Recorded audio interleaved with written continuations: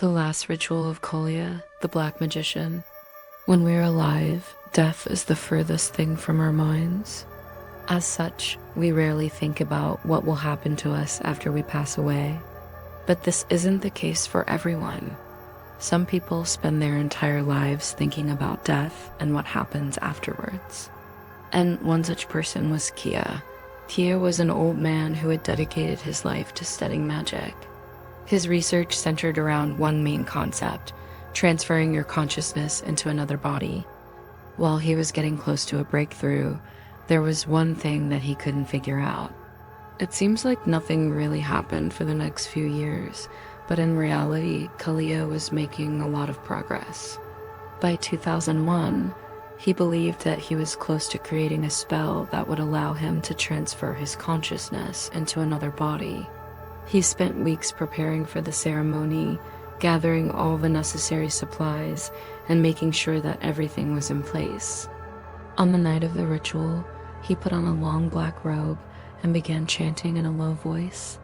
He surrounded himself with candles and strange symbols, and then he cut his wrists and let his blood flow into a chalice.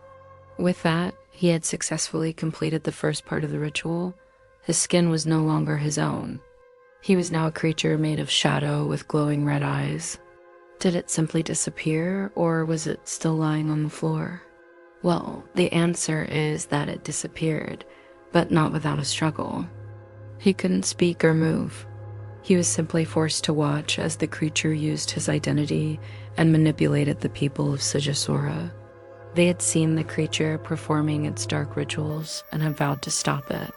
The creature returned to Sigisora and began its reign of terror once again.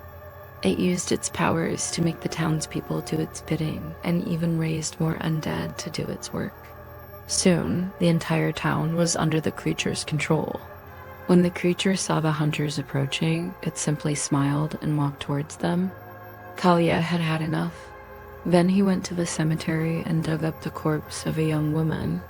He brought her back to his house and prepared to fight the creature. When the creature entered his house, Kalia was waiting for it with the stake. Kalia was hailed as a hero, and the townspeople thanked him for saving them. But Kalia knew that he had only done what needed to be done. He didn't want to be a hero.